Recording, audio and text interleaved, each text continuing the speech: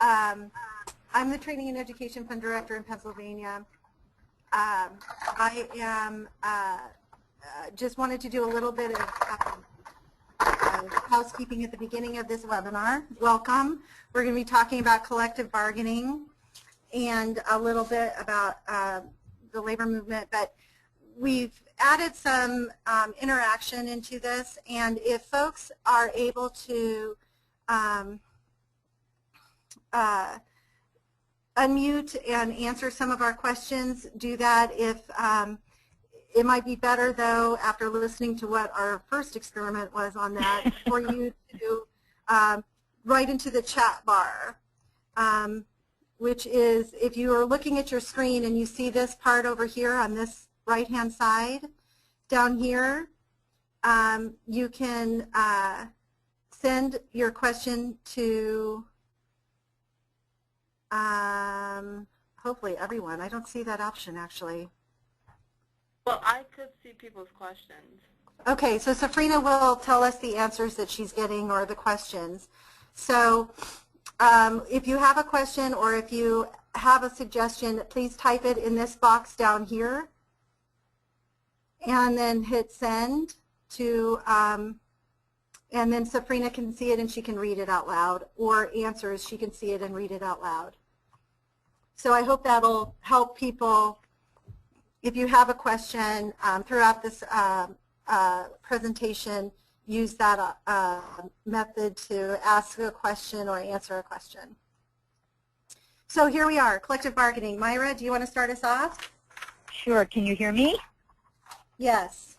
Okay, great. Hi, I'm Myra Glassman. I'm the Secretary-Treasurer of SEIU Healthcare, Illinois, Indiana, Missouri, and Kansas.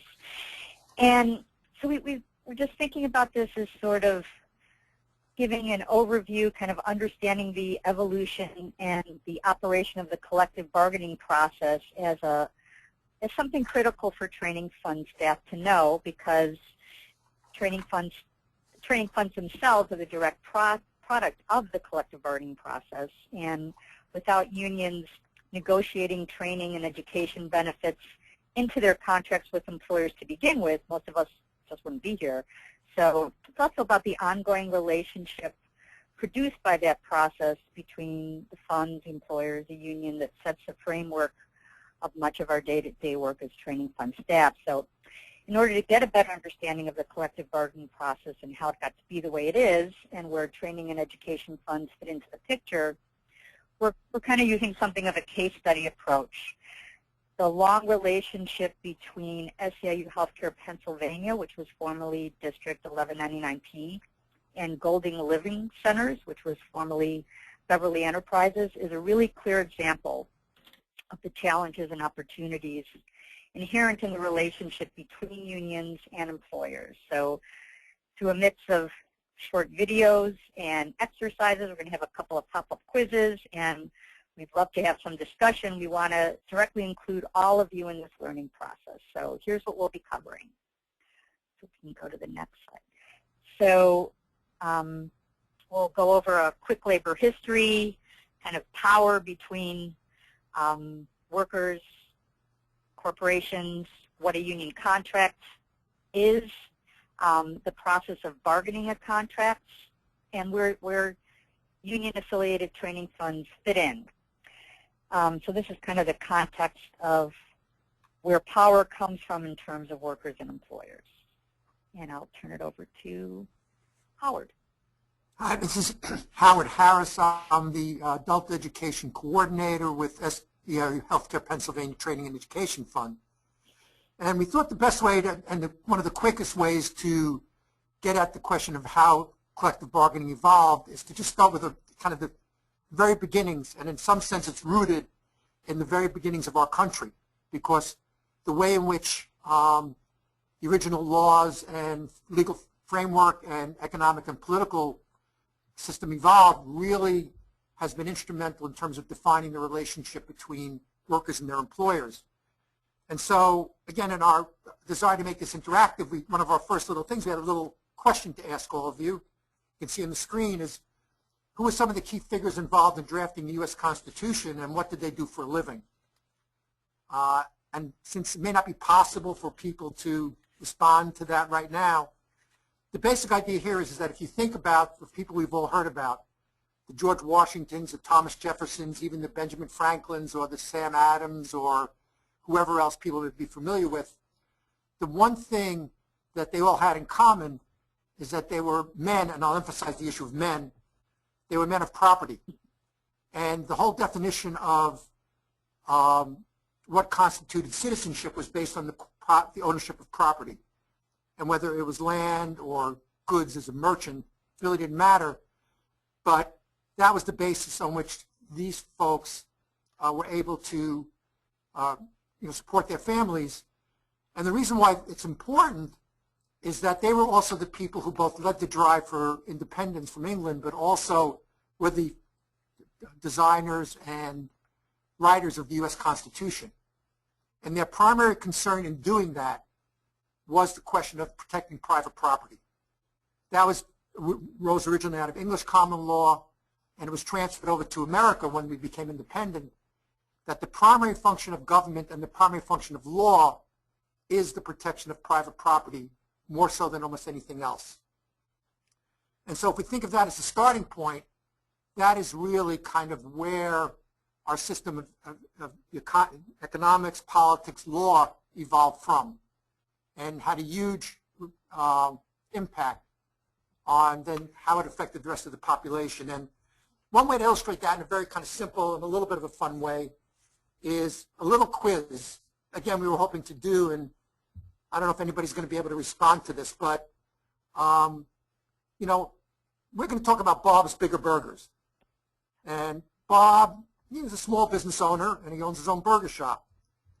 And one of Bob's major concerns is that he believes that people are ripping him off, taking stuff from his shop. And Bob is annoyed about this, and one day in particular he comes in to work. And he's just in a really bad mood, and he feels he's being misused, and he looks at one of his coworkers, and one of the coworkers there who's is not happy with their haircut, and said, you got to get a haircut. This is not a good image you're projecting to our customers. Another person's wearing one of the young women who works there is wearing a cross outside her uniform. And he tells her, look, I don't want to get involved in religious controversy. Put the cross away. Another person was wearing a no sweatshop button. And definitely he told her to take that off because that was, we're not political here. And then finally, in his attempt to try to find out who's ripping them off, while everybody else is working, Bob goes and begins to search people's lockers to see if they've been stealing food from him. And the basic question about all this is, what constitutional rights did Bob violate through his actions? So Sabrina says that she's able to get your chat responses. So if you have any ideas about which one of these things might have been a violation of the U.S. Constitution, forcing an employee to get a haircut, removing religious jewelry, taking off a political button, or looking through his employees' personal property at work. And Sabrina, if you're getting answers, if you could just tell us what you're getting. Yes, I'm not getting no responses right now. Okay. Okay. So we'll just give you the answer. Right. So the answer is none. Because again, obviously absent any kind of counterbalancing force like union contract, Bob, and this has happened, many different legal cases and NLRB things and just the whole body of law basically, is that Bob has not violated anybody's constitutional rights because it is his private property, and primarily if it's his property, he's allowed to do whatever he wants with it, as long as it doesn't violate things like non-discrimination, things that have been determined by the courts. But in terms of all the things we just identified, none of those would be considered a violation of somebody's constitutional rights, and strictly because Bob owns that shop. So that's kind of the framework, and that's where everything else has come out of, and particularly that becomes the foundation for the challenge of labor management relations. Myra? Okay, right, and you know, that was the cornerstone of our legal system, where you could, you know, property was land, building, a job, or even people, at least until the 1860s. So because the protection of property rights was the primary concern of the law, those without property had to resort to other means to achieve some level of fairness and equality. And also, the protection of property is really just one expression of a larger imbalance that workers acting collectively want to address, and that's the balance of power. So there's two main paths to power, and what this slide is showing is that you can have organized money. There's lots of examples that I think you can just open up the paper and read about the Koch brothers and various organizations that organized money gets expressed through. And then there's organized people, and that's what we as a union have, is organized people, which gives us the power to take action to win social and economic justice. And that's been a constant throughout our history. So two current examples of organized people and organized money are, one is the Fight for 15, and I know that some, you know, again, if you've heard about different things in the Fight for 15, feel free to email. We can unmute you, and if there's any story you participated in or any action you participated in, love to hear it. But the Fight for 15, so that there's a minimum wage of $15 an hour. It's mainly involved fast food workers, retail workers that have done actions across the country. That's an example of struggle of non-organized workers. So there's no formal union, but instead they're forming workers' organizations by taking direct action, and they've been exposing the struggles of fast food, retail, Walmart workers, employees of large corporate employers whose business model keeps workers in poverty. And then there's another example I don't know if folks have heard about. There's a pending decision of the U.S. Supreme Court on the right of Illinois home care workers to organize. So this was brought by the National Right to Work Committee, very heavily funded by the Koch brothers, other millionaires and billionaires, who pretty much want to see the elimination at a minimum of public employee collective bargaining. This group definitely personifies organized money. And they'd love to see the elimination of all kinds of collective bargaining, but at a minimum, they've been, this case is about, it's the result of a 20-year fight similar to the Fight for 15 of home care workers in Illinois. It's about 28,000. They're called personal assistants that assist people with disabilities in their homes, that have organized, walked and talked and acted like a union for 20 years until they did win the right to have collective bargaining in 2002, and the first contract in 2003. Over that course of time, people's wages went from as little as $1 an hour for some of the hours they were working in the 1980s to $13 an hour this coming January, plus a health fund, a training fund, and other benefits that were only dreamt about a few years ago. So what we're seeing right now are millionaires and billionaires driving the fight against tens of thousands of low-wage home care workers. This decision hasn't come out yet. It will by June 30th. There's a variety of outcomes, but you know, the worst of it being no more collective bargaining rights for any public employees. The best of the worst being that it would only affect Illinois home care workers. But anyway, these are just two examples of a struggle throughout American history between organized money and organized people. So I'll turn it over to Lisa. Sure. And so one last thing, one last example of money versus people today, and it's today I'm stretching that because what we wanted to talk about, and I'm going to show a short video clip, is what we mentioned earlier, the Beverly or Dignity campaign, as it was called by the union. This is a clip from 1986 when workers at two of the Beverly facilities were in the midst of an organizing campaign and headed into their election for their union. And it was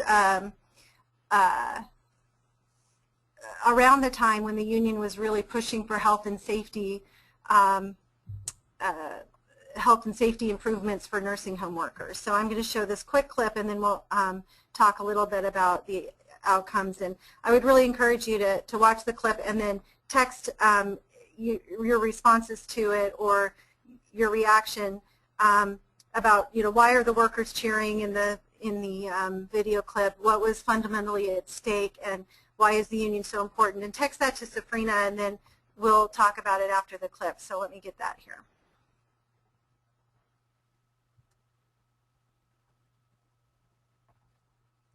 Their sacrifice helped us get along. In the early 80s, the union represented only a handful of nursing homes around the state. Oops, I'm on the wrong, hold on. Employers the best contracts they could. But because the industry was largely at war with the nation's largest nursing home corporation and #1 labor law violator, Beverly Enterprises, occurred in 1986. It was just weeks before elections at Fayette and Monroeville, neighboring nursing homes outside of Pittsburgh, when Beverly fired 17 workers at Fayette for daring to organize the union.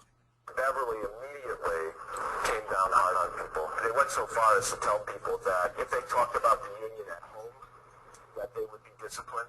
And at Fayette, they forbid people from wearing union buttons because they knew that, that we would have 80% of the workers wearing union buttons. Well, at the same time, in Monroeville, they promoted vote no or anti-union buttons.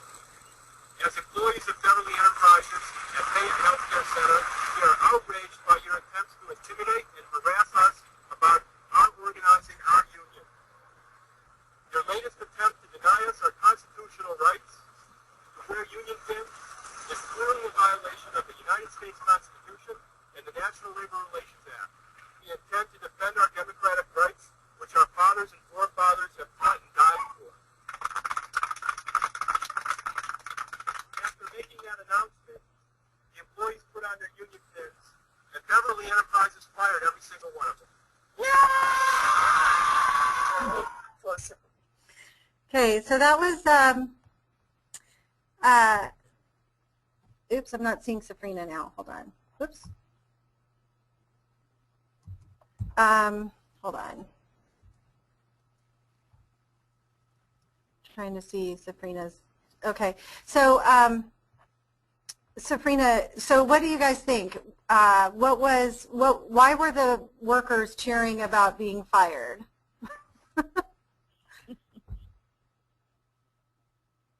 I'm not getting no responses. Oh no. Somebody out there has to have an opinion on why they were happy about being fired.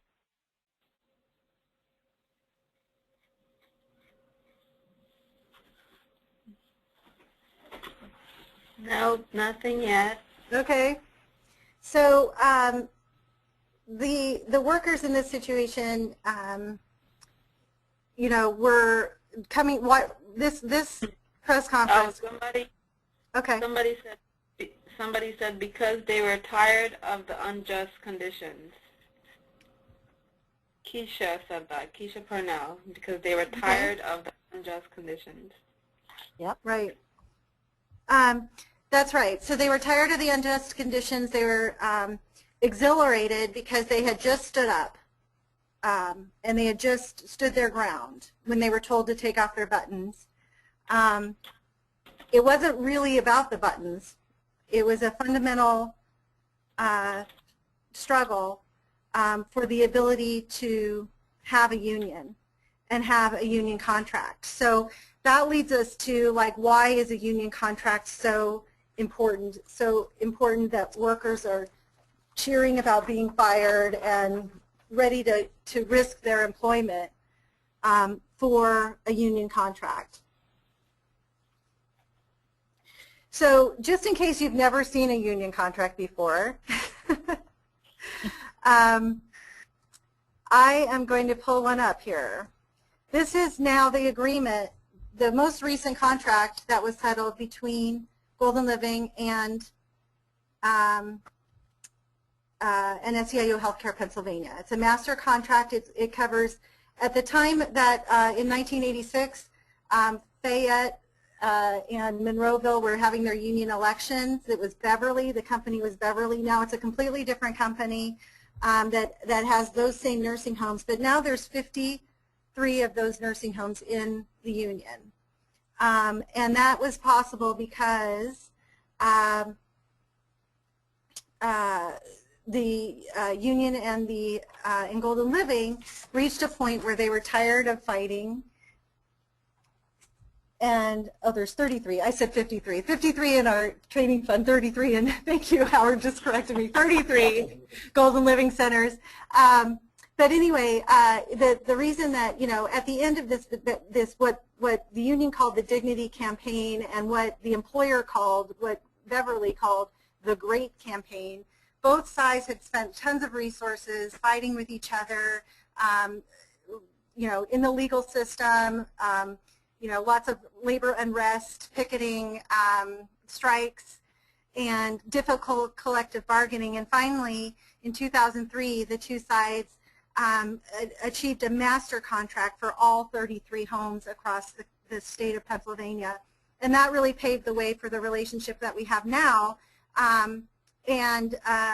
But I want to get back to what is the union contract? Why was this so important, and why was it a vehicle for,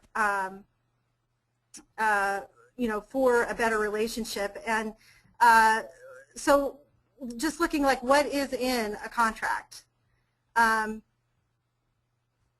This is the table of contents, and this contract is 150 pages long, so it's very comprehensive. But the union contract covers everything from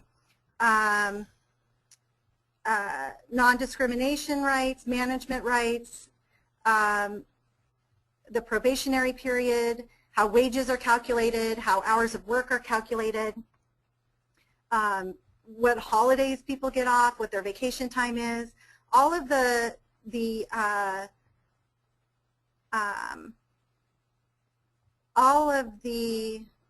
you know, kind of conditions of employment or conditions of work environment are covered in the contract. Lisa, can I just say one thing here? This is Myra. Yep.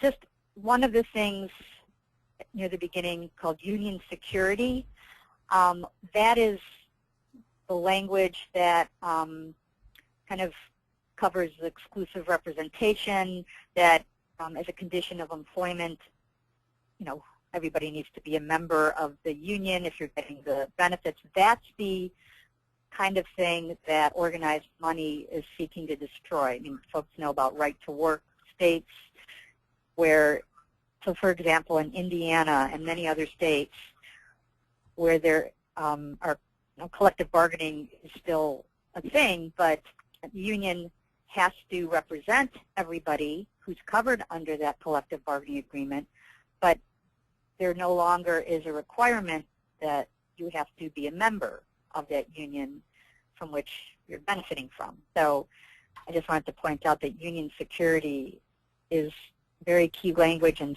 in the early stages of labor organizing, like in the 1930s, when there was like a huge movement for unions, that was one of the things that people would strike over, is the right to have that language in there, even if they didn't even win a raise or any other benefit. So anyway, I just wanted to point that out. Mm-hmm. So there's one thing that, you know, I think, so why don't we just have personnel policies? Why is it important to have a union contract? And I'm just going to put that out there and I know there are some of you on the call that know a lot about this stuff. So why is it important to have a union contract? Why not just have a set of personnel policies or an employer, you know, benefits package?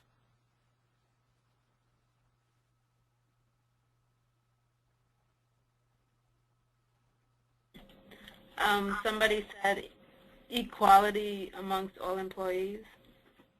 Mm-hmm. Mm-hmm. It's a hold the employer accountable. What was that? Hold the employer accountable. Right. I think, yeah, that's exactly right. And so holding the employer accountable, it's a legal document that holds the employer accountable ensures that every employee is treated fairly. Because if they're not, what happens?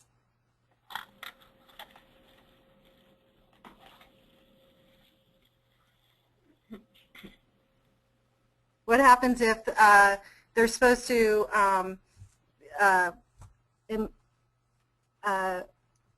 what happens if they're supposed to, say, promote based on seniority, and instead the manager violates the union contract by promoting their favorite person? What would happen next? Lucy made a comment. She said, if the employer determines all the policies unilaterally, then the employees don't have a say in how things are done. Mm-hmm. Right. The person, employees can file grievances. Right. So the grievance procedure is something in the that's set up in the union contract. Let's just take a look at it. So let's see, where's the grievance procedure? Article 22. What page is that? Page 41. So let's see if we can look at the grievance procedure, and it'll tell what's the steps that could be taken.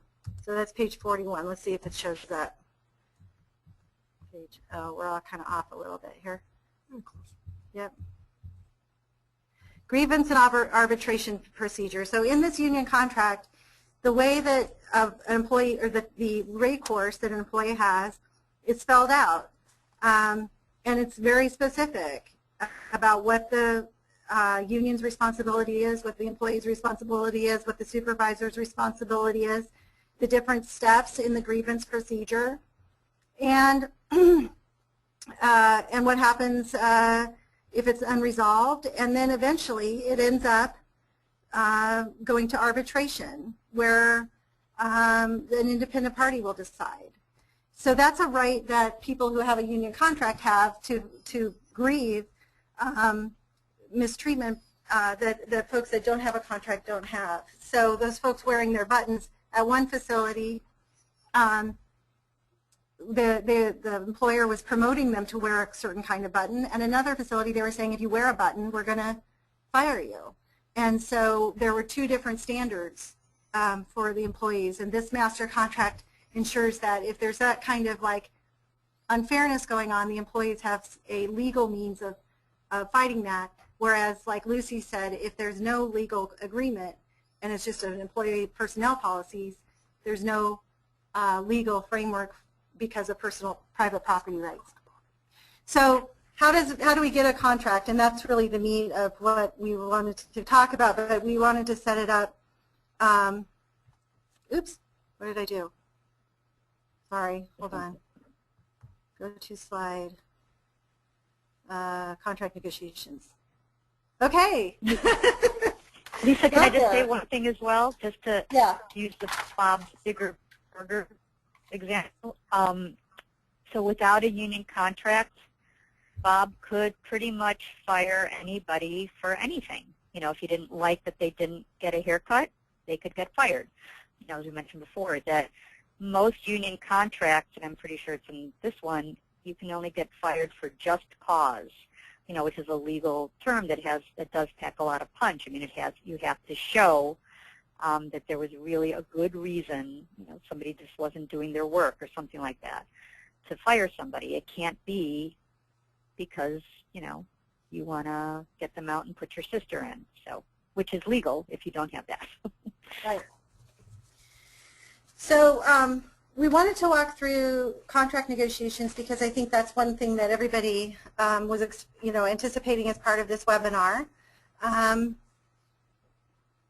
And again, if you have questions as we're going through this, since we have everybody on mute, please just type in your question and Safrina will forward that to me and then we'll be able to address your question.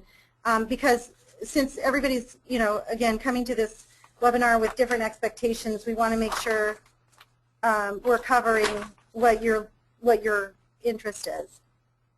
Sure.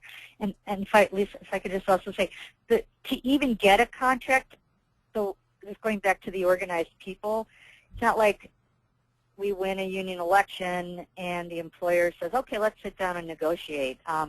Maybe they'll say that, but there has to be the threat of people taking direct action to make the employer want to have labor peace, so that the employer wants a contract, because that means that, you know, everybody goes back to work, things run smoothly, so that's the incentive for the employer to also want a contract, not just because we ask them for it and they say sure. Yep. So in this scenario that we're going to lay out, we have a union contract that we're renegotiating, or we have an employer who is going to sit down at the table and negotiate the contracts. We kind of reached that that relationship between the union and the employer, that they're getting ready. There is a contract in place that's being renegotiated. As you saw on the contract that I pulled up earlier, there is a beginning date and an ending date, and every contract needs to be renegotiated before the end of that contract. And during those negotiations, you can win things and lose things. You can win the training fund, you can lose the training fund. And that's the scenario that we're setting up here, is that we've kind of reached that place with the employer where we're getting ready to sit down at a contract. So the union has a method of organizing, SEIU anyway, and it's typically has the same steps no matter what local you're with.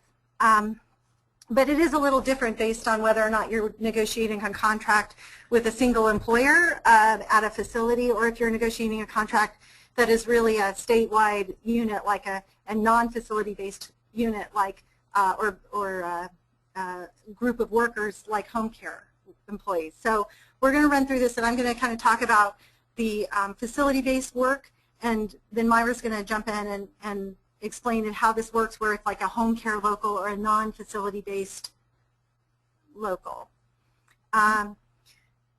So typically about 6 to 12 months, well, the contract campaign, as the from the union perspective, will be calendared out from 6 to 12 months before the expiration. There will be a campaign calendar, and the things that are on that calendar include the research that needs to be done leading up to negotiations. What is the economic environment that we'll be negotiating in? What are the prevailing, wages and benefits at other similar facilities in the union? What are the current standards? What is it that if we ask for this, how much will that cost? All of that kind of research will be done ahead of time. What are some of the other information we can get about our employers around survey data or performance data? So there's a lot of research done by research staff at the union to get ready. Member organizing, so the members need to be engaged. All the employees need to be engaged. Like the wage rates that they've had that have been guaranteed in their contract, that contract is expiring. They need to know that that's happening and what they need to do to make sure that they have another contract.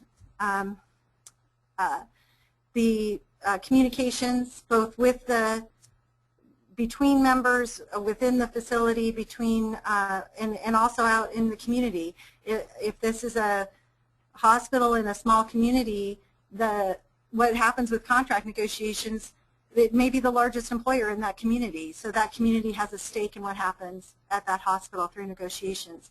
And that kind of public outreach, gaining support from employer or elected officials, gaining support from religious leaders, all of that is kind of planned out 6 to 12 months out in a calendar to get ready for that expiration date of that contract. Myra, do you have anything to add to that? No, it's a similar thing for non-worksite based. It's just that it happens most of the work happens either at the community level or pulled together for statewide. It's a very large bargaining committee in a lot of cases. But no, that's pretty much the same components. And just if you think back to the slide that we showed between the money and people, at the end of the day, probably the most important component of the bargaining process is the engagement of the members. because that's the only power really that the union has in negotiations is through the work of their members. So an SEIU in particular has a model of bargaining in almost all cases where there's a maximum amount of time and effort put into engaging as many members as possible, because at the end of the day, that's the only thing that will give union members the ability to gain in bargaining is the extent to which members are engaged, they're active, and the employer understands that if they're not prepared to come to agreement with the union, it can have a major impact on what goes on in that particular kind of facilities. Okay. Definitely. So, well, one of the first activities that happens in the contract negotiations is a survey of employees to rank. I didn't correct the spelling. I didn't correct this, but to engage in a dialogue with employees about the priorities. What's important to the members? What do they want in their union contract the next time around? Do they feel severely underpaid? That wages are absolutely important. You got to address wages because or hours. We need to make sure we have full-time work, healthcare benefits, retirement benefits, staffing levels in RN contracts. Often there's negotiations around how many. What's the RN to patient ratio in different departments, and that is something that it can be negotiated in the union contract. And money for education and training through the training fund or set aside for labor management work. This is where what are the priorities of the membership around training and education. And I think it's important, at least from my perspective, I want to make sure that there's questions on that contract survey about training and education, because we want to know how important, or we want to know when we go to the when the union's going to negotiate the contract, we want information from them about what the members are concerned about in terms of education, so we can help them make the case for the training and education fund. So that's the survey, and it's conducted in many different ways: email, worksite, mail. Myra, I think, is done a little different in terms of non-worksite based. So can you talk about that? Sure. So I mean, we also, we depend a lot on mailings, and as a return mail envelope, people send there's no place for them to turn it into. They have to mail it back. But we've also started, as technology's gotten better, we now have teletown halls where people can, press a button if number one is wages, or, number one is the training and education fund, where we can actually engage thousands of people at the same time, in a much bigger version of what we're doing right now, to kind of do a survey, and to also connect with people throughout the negotiating process to keep everybody informed. But we've done kind of surveys by teletown hall. So. Okay. So then sometimes it's around the same time that the contract survey is happening. The election of the bargaining committee happens, and the contract action team. The bargaining committee is elected from the membership. And I just did this little graphic here to show you, just kind of demonstrate, like, there's different worker groups, and each worker group will elect a bargaining committee member to represent that group. The bargaining committee, the groups may be regional geographically. They may be different departments in a hospital. They may be different facilities in a nursing home chain. But that bargaining committee member is elected from the membership to represent the interests of that group of people at the bargaining table. And the contract action team, if there's a large group of workers, then contract action team members may be elected as well, and those are individuals that are really communication links. So the contract action team member is there to help communicate what's happening at bargaining with the rest of the membership, and communicate with the bargaining committee member about the responses or the concerns of the members. So it's creating that link of communication and representation at the bargaining committee level. And bargaining committees at SEIU, can range from like 5 people to say, 75, 80, maybe more people, depending on what's happening in negotiations. But typically there's always one person who is in charge of the whole contract campaign or whole contract strategy, and that's the chief negotiator. The chief negotiator could be a staff person, an organizer, it could be a elected leader of the union, it could be an attorney. But it's or it could be a consultant that's hired. But typically it's one person who is in charge of thinking of working with a team to move the contract campaign, think about strategy, and do the talking at the table with the other, with the employer. And I would just say on the non-work site side, the people that are in the box, who are sitting around the table, the groups that they go back to are usually, we kind of invite people to meeting various areas. In the case of Illinois, we might have 10 meetings on a Saturday morning around the state that home care workers could attend, and they would get the update from the person in their area. So it's very much, instead of by department, but people are elected at a work site, and a non-work site, it's really geographically that people are elected to the bargaining committee and they report back. So I'm just going to go back because we got a question in about the contract survey. So I'm just going to step back here and are you going to address that? Okay.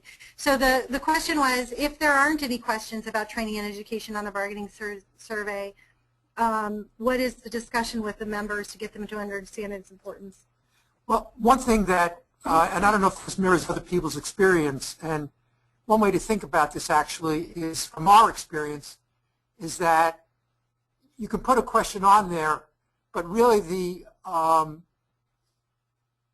ability or attempt to get members engaged in being interested and being prepared to fight for a training fund is probably the worst place to do it is during contract negotiations and during the bargaining process. To start it. To try to start that conversation, because there are so many issues on the table, there are so many concerns, particularly around things like maintaining a pension or wage rates, that for most people the question of training and education just is not a priority at that point. And so actually, and again, maybe other people's experiences are different, and if people have had others, it would be great for them to type in that point. But actually, the time to have this conversation with members is probably way before bargaining is even on the table.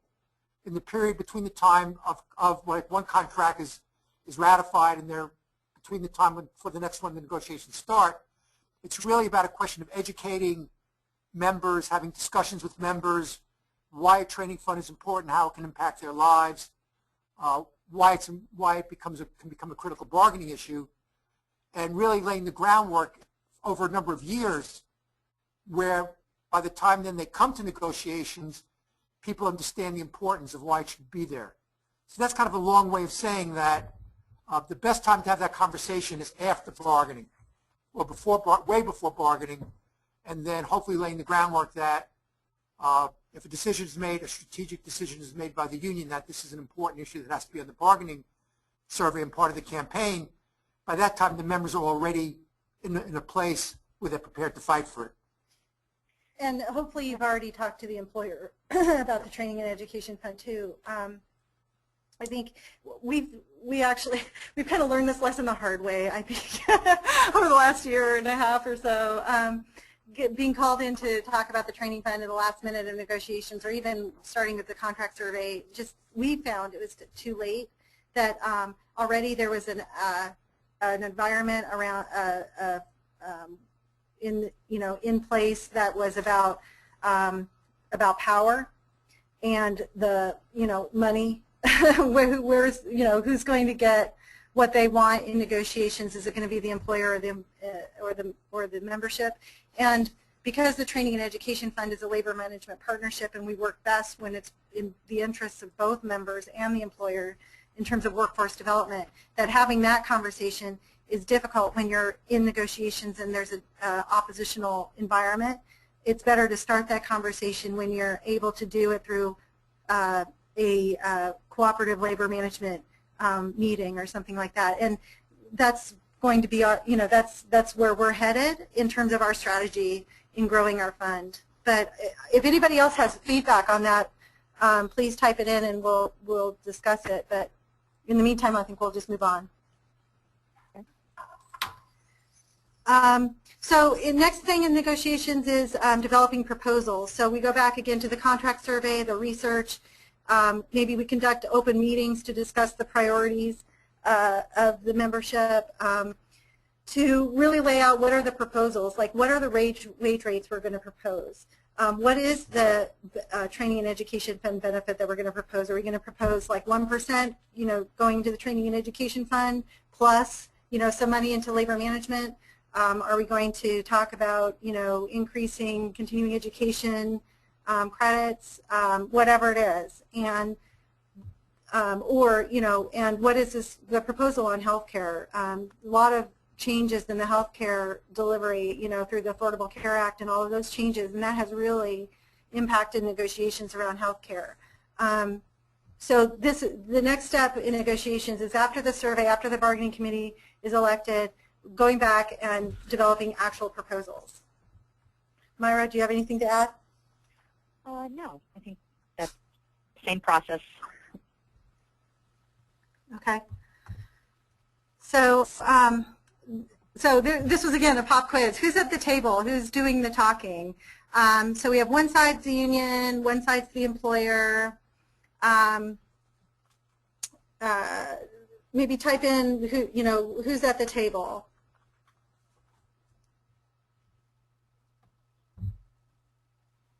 In this diagram.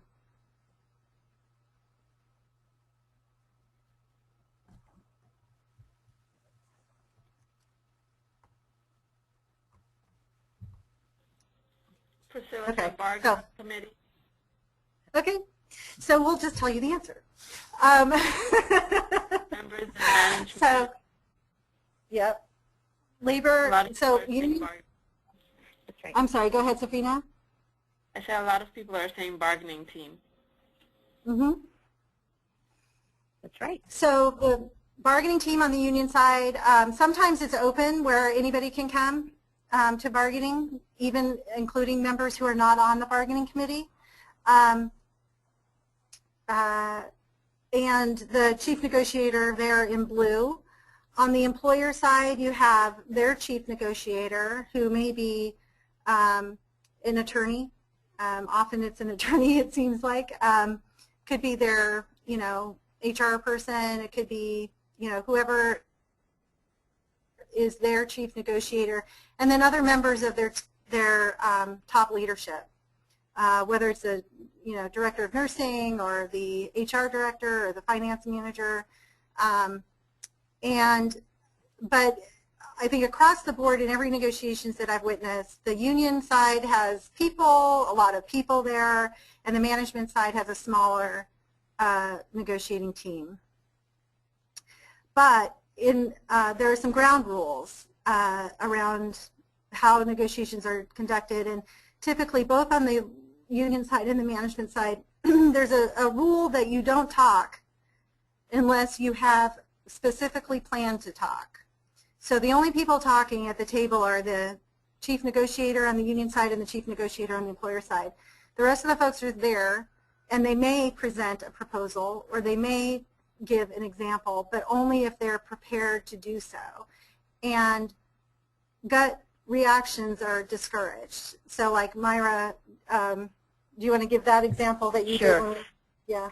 So, I mean, and I've actually witnessed this, that like an employer during bargaining gave a proposal on a wage rate, and our plan, was like, okay, so we'll caucus at that point, we'll discuss it. But one of the people at the table was like, oh, that sounds great, and that it's not, I mean, we have no idea yet until we crunch the numbers and see what, what that is in the context of the other proposals. So they kind of broke the rule and signaled that there's somebody on our team that can be kind of picked off. So you don't do that at the bargaining table, as Lisa was saying, that, you know, you kind of, we have practice and role plays ahead of time on what's our reactions, or you can, that any member of the bargaining team can call a caucus. So if somebody does think that's great and they're seeing that the other folks on the bargaining committee maybe don't agree or are indicating otherwise, they can call a caucus and we can discuss it and then come back to the table. But at no point should somebody, like Lisa said, just verbalize their gut reaction one way or another. So that's, I put the employer caucus room here because also, you know, the caucusing happens. So you talk at the table and then you caucus, and the union side talks and the employer side talks. They decide what they're going to say next. They get back together. There's some back and forth. They go back to caucus. That's the process. And the employers typically leave the room because they are the smaller delegation, so they typically have a separate room to go and caucus in. And that brings me to this last slide, and I'm not going to go through everything on here, but basically there's 3 stages to negotiations. The first stage is more professional, congenial. There's a lot of talking at the table. There's about 60% of the time is spent in this first stage. But if you look at the bottom row, only 5 to 10% of contracts are settled during this first stage. Then you go to the second stage, which is you've kind of narrowed down your proposals to those that are critical. And so you're really negotiating over things that are hard. And maybe these are more of the economic proposals, the things that are going to cost money. And so about 20% of the time is spent at this stage. There's less talk at the table, more time in caucus. It's a more serious environment. And about 20% of contracts can be settled during this period of time. But stage 3 is where most of the contracts are settled, and that is about 10% of the time in negotiations spent here. It's very tense. You might be up against a strike deadline. You might have had a strike and been back at the table. There's very little talk at the table. Most of the time is spent in caucus, and you're really fighting over, there's very, very final issues that are what they call strike issues for both the union and the employer. So that's typically the different phases. And then, so once an agreement is reached, both sides sign off on that agreement, and then it goes back to the union for a ratification vote, the members of the union for a ratification vote. And that vote can, you know, all members of the union are allowed to vote, but fee payers are not allowed to vote, right? Because they're not full union members. But those votes then can go up or down. And if they're voted down, you go back to the table. If they're voted up, then you have a contract. And the contract gets finalized, both sides sign off on it, it's printed and distributed, and you have a union contract. Now I would add to that is that the bargaining committee, usually, at least in my experience, decides, you know, if it's a bargaining committee that reached that tentative agreement with the employer, they will, you know, go back to their folks and say, we recommend that you accept this agreement. We think this is the best agreement we're going to get. You know, they tend to kind of just say, why, how do we get to this tentative agreement? What's the process? Sometimes, I mean, I haven't experienced it, but it's certainly across the whole union where sometimes there's a split in the bargaining committee on whether they agree or not. I think that correlates pretty much with whether or not votes are up or down. But, you know, it definitely is, especially in a non-work site base, you know, we send out a mailing and have a deadline by which people have to send it back on whether or not they agree. Sometimes we do it at face-to-face meetings throughout all the geographies where our members live, and everyone has an opportunity to show up and vote on that contract. So there's a question that came in from Priscilla about the percentage of the vote that for the contract to be accepted. And I believe that it is a simple majority, although you don't really want that.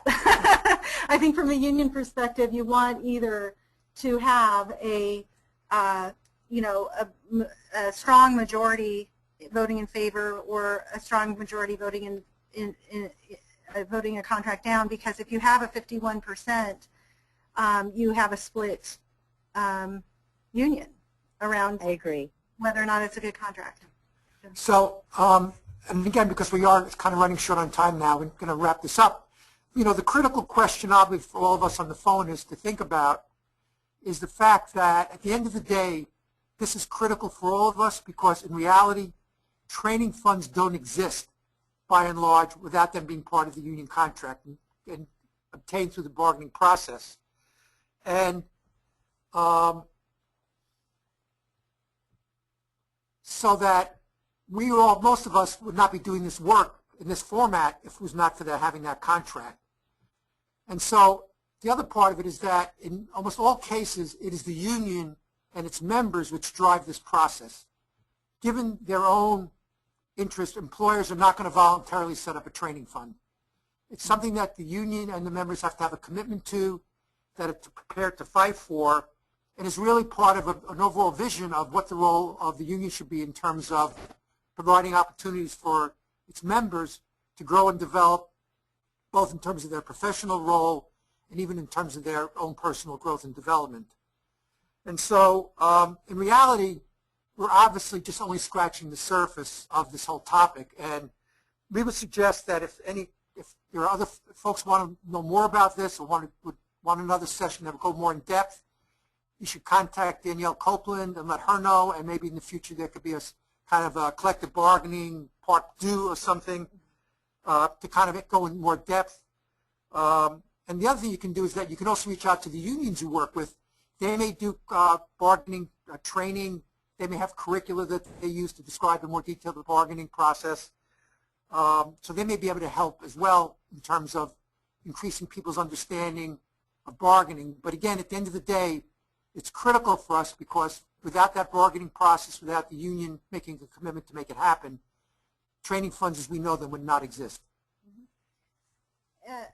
So there's one question that came in. I just want to answer it quickly, and then if there's any other questions that, if there's and I wanted to say, like, I've gone and sat in on negotiations, and I think that's the best way to get a feel for what it's like. Lucy asked, what are fee payers? And there's just a difference between a member and a fee payer in that members pay full union dues, and they have rights for voting on contracts and voting in negotiation elections or contract elections or union elections. And fee payers who pay a fair share fee are not full union members. They elect not to be a union member for whatever reason, political, religious, or otherwise, and they don't have the same rights in elections or in contract negotiations. So that's the last of our time. So Myra, thank you. Do you want to say anything to wrap up? Just that I certainly second what Howard and Lisa said about how critical it is that to the training funds, that it's so important to make that visible to the membership and to union staff, so that it becomes something that is fought for in the collective bargaining process and won. Sabrina, do you have anything else? Are we all done? Oh, yeah. I know some people are, they wanted the PowerPoint, so. Sabrina, just, I guess, hi, this is Danielle from HCAP. So we recorded this, so we'll send out, once we figure out how to send the video that's this large, Sabrina's working on that, to everyone, but we can also send out the PowerPoint, right, Sabrina, to everyone who's on this call, and then we'll also send it out to all the directors of the funds and the education center. So if for some reason you don't have it, or if you accidentally delete it or anything like that, we'll also be sending it out to the directors too, so you can always go to them to get it also. Great. Okay. Okay. Thank you, everyone. Thank you. Yeah, thanks. Thank you. Bye. Bye-bye.